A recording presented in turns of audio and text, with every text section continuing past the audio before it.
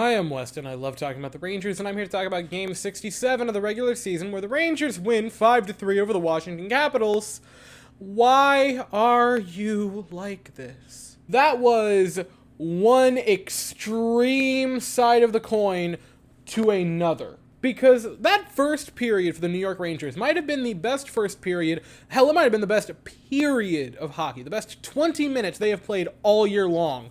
Where they go out, right, rested, finally back home in Madison Square Garden after that little road trip they were on for like 4 straight games. They're back in MSG, the world's most famous arena. And holy God, for the first 20 minutes of this game, they kicked the crap out of Washington. They wiped their feet on their face like a doormat. Because early in this game, Mika Zibanejad, beautiful defensive play, intercepts it, heads up ice. Gives it while in the offensive zone over to Tarasenko, gives it right back to Mika Zibanejad. Bang, clapper, scores from center. Beautiful, beautiful play, beautiful, just nice little give and go. Beautiful shot from Mika. It's 1-0 like that in the game. And it's looking Rangers for a while in this game. Shots, I believe, got to like 12-2 at one point. It was ridiculous how badly the Rangers were just so overpowering against the Capitals. Now, later on in the first period, Caps have it in the offensive zone. Nicolas Aube-Kubel he was left a bit open, right? He was left a bit open. Defense could have done a thing there. That being said, that was a gorgeous, gorgeous shot. That's just a unreal snipe for Kubel. And you just kind of got to go, yep, that happens from time to time. It's one apiece. But the Rangers are unfazed. They do not care at all that you've tied it. They are simply going to continue to march down your throat. Igor Shesterkin, yes, noted offensive player, Igor Shesterkin, heaves a Hail Mary pass up ice at the blue line for Artemi Panarin, carries in, pass over to Mika Zibanejad, and just disgusting forehand, backhand, roofed it. Beautiful, beautiful finish by Mika Zibanejad. He's got 2 in the first period. The Rangers back up 2-1. And they're not stopping. A little over a minute to go in the period on a power play. Patrick Kane just winds up, unloads on net. Got every bit of it.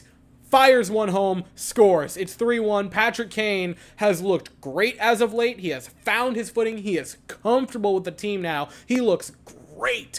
And you can tell that he's enjoying his time, even though it's only been brief to this point, that he is enjoying himself in New York. 19 shots in the first period of this game. The Rangers played the best first period of the season. Bar none, in my opinion. Bar none. They looked unbelievable.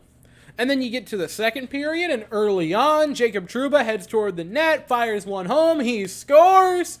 It's 4-1 Rangers. They're going to steamroll the Capitals into the ground. And then that was it. They didn't do much after that. The Rangers played a damn near perfect first 30. They gave up some shots. Caps had some chances. But the Kubel goal, right, was just him scoring more than you breaking down defensively or Igor Shesterkin letting a soft one through. It wasn't that. It was him with just a pinpoint shot. No one stopping that, right? It was maybe a perfect first 30 for the New York Rangers. Played amazing. And then to go from here to just completely dive bomb and play a horrific last 30 where the Caps would end up getting all the momentum. They were getting all the shots. They had completely flipped it on them. And it's still a positive game because you still won. You still won in regulation, right? You get that monkey off your back, only having one regulation win in the past 12 games, which everyone's been talking about the past couple of days since the previous game against the Penguins. Get that off, you get another you get the 2 points, right? And then, because with the loss to the Capital, or with the Penguins as well, now that set up a 2-game little mini series later on this week against the Penguins, where if you were to have dropped the Washington game and then dropped both of the Penguins games, all of a sudden they could be getting ready to leapfrog you in the standings. So the points are big. And you still played a great first 30. You still won by multiple goals. And there are positives that we're going to take from this game. But that was a horrific last 30. Because the Capitals start to bring it back, right? A little over halfway through the second period. Rangers have it in the offensive zone. It gets turned the other way. Capitals go with a bit of a rush. And every single Ranger is just off to Shesterkin's left side. They're all over there in this massive pile of player Matt Irvin skates in completely unguarded and gets a feed. There's no one around him. He has all the time in the world. He moves as close as he feels like, fires one, scores. It's 4-2. And how many times this season have the Rangers just completely forgotten that a player can come in from the blue line or from out there, anywhere that isn't immediately up close to the net, and just walk in? They allow so many players to just take a lovely, leisurely stroll, maybe even a waltz, if you will. Hell, they could moonwalk up, and just no one heads over to them. Again, back half of the second period and the entire third period, it felt mostly all caps. This was Nick Dowd, fires one on net, Shesterkin stops it, rebound in front. This was not a big, juicy rebound in the slot to a wide open man. This was a rebound while Nick Dowd was partially tied up. Great job by him. Total credit to Nick Dowd to just immediately kick it off his skate right to his stick and fire him. It was from skate to stick to in was like under a second. Great coordination by him. Great play by him. Someone's got to clear it. Someone's got to clear it. Shesterkin makes the save. And I don't love putting rebound goals on goaltenders. Would it have been good for him to have covered the 5-hole? Yes. Would it have been great for anyone to have cleared it and not given up that shot? Way more yes. And the Capitals just kept pressing. Eventually, Jimmy Vesey with the puck just tries to clear it on a backhand and puts it in the net. Empty netter, it's 5-3, and you say, thank God it's over. And again, there are a lot of positives for this game for the New York Rangers. First 30 were damn near perfect. They were great. Mika Zibanejad tonight showed why when he's at his best, is one of the best two-way players in the entire game. He's great defensively. He's great in his own zone, and he's great in the offensive zone. He can score with the best of them. Mika had a wonderful night. Patrick Kane looks even more comfortable. He looks fantastic. You can tell that he digs the blue shirt. Jimmy Vesey in the fourth line continue to look really good. That's wild, but the fourth line, Tyler Mott, Jimmy Vesey, and Barclay Goodrow just might have the best chemistry of the lines. Not in scoring touch, not in that, but just the best chemistry for doing what they are asked to do game in and game out. The fourth line always is dependable. I cannot sing their praises enough. Trouba had the nice goal. I thought Trouba played fine defensively. I thought the Miller-Trouba pair looked pretty solid overall. There were kind of some gaps here and there, but by and large, I was happy with them. You can tell that they miss Ryan Lindgren desperately. Hopefully he'll be back soon. I think you can definitely tell they want to play it overtly safe with him because they can tell how badly they need him to be completely healthy and completely good to go and an Ironman through the playoffs if they want to do anything in said playoffs. I thought the lines looked solid. I don't love Panarin not playing with Kane. I think that's dumb that you would bring Kane in not to play him with Panarin, but I thought the lines looked good.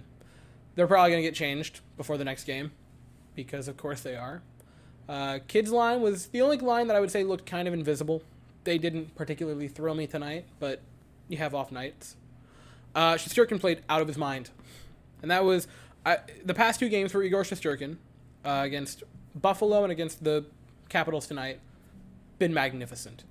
He looks like his old self. He looks like himself from last year, right? Past two games, you have won because you had Shesterkin and they didn't. This, to an extent, undoubtedly the Buffalo game, but this one can kind of fit to that category. He had a few just unreal robberies tonight. Shesterkin looks great. And again, I said it after the Buffalo game, if you had to pick one player who was or one thing that was looking unbelievable, back to perfection, rolling into the playoffs, you'd want Shesterkin to be. That's great. Could not finish this game. They tried to turtle, and it nearly cost them the game. It was bad. And the Capitals are not nearly the height of how good it gets in the Eastern Conference. They're not in a playoff spot. Next two games, you are playing a team in a playoff spot, and it's the same team, and they're the ones kind of breathing down your neck to get into said play, or to potentially move up in said playoffs, so they don't have to play a first seed. Thursday night, you're still in Madison Square Garden. You're taking on the Pittsburgh Penguins. I'll be here afterwards to talk about it, but that's all I have to say for the game. And side note, before I end the video, I'd like to announce to everyone that me and a good friend of mine, Evan, have started a second channel called The Rangers Game Plan. It's going to be a podcast channel. We're uploading. The first episode has already been put up there. You guys should go check it out. I'm very happy with it. I'm very excited to be doing a podcast for the Rangers and just a podcast in general. All things depending, I want to get my feet wet with this. Potentially going forward, there might be something for the Astros. I'm going to think about doing a podcast for them. I'm not sure I could talk about the Jets and it not just eventually turn into a rage fest, but the Rangers and Astros definitely on the table. But you guys should all go check it out. Link will be in the description below, and I'm probably going to put it in my channels page on this channel. But that is all I have, so if you enjoyed this video, please consider to like and subscribe. Thank you all so very much for watching. I hope you all have an absolutely fantastic day, and as always, go Rangers.